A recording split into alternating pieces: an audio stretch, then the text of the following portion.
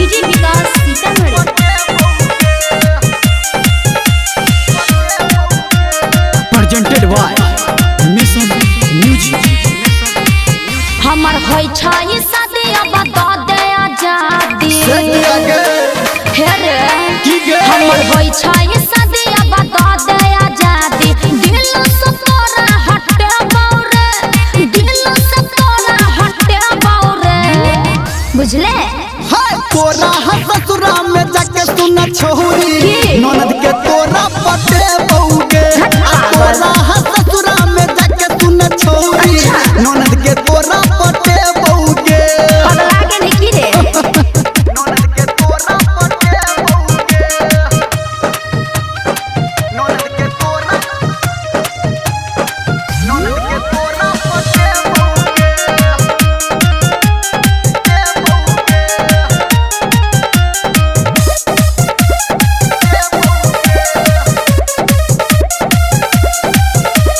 ससुरा हमारा छै बड़ी दूर रे अबे त छोड़तौ नहीं हमर ससुर रे कर टेंशन हमरा नहीं छै लेकिन छोरी पटे बहुत जरूर गे हाँ त पिटाइयो जइबी देख लेबै ससुरा हमारा छै बड़ी दूर रे अबे त छोड़तौ नहीं हमर ससुर रे कर टेंशन हमरा नहीं छै लेकिन मालूम पटे बहुत जरूर गे कुंवार में मजा भरा पूरा ले लही अच्छा। आबो त तोरा सत्ते बौरे आबो त तोरा सत्ते बौरे ठीक छै। अरे आबो त तोरा सत्ते बौरे हाय तोरा ससुरा में जाके सुना छोरी की रे? ननद के तोरा पटे बौगे पिटाइयो जइबी। तोरा ससुरा में जाके सुना छोरी अच्छा। ननद के तोरा पटे बौगे लफुआ। लफुआ ने ननद के तोरा पटे बौगे ननद के तोरा पटे music by DJ Vikas Sitamarhi. अभी आप सुन रहे हैं धर्मेंद्र निर्मलिया को।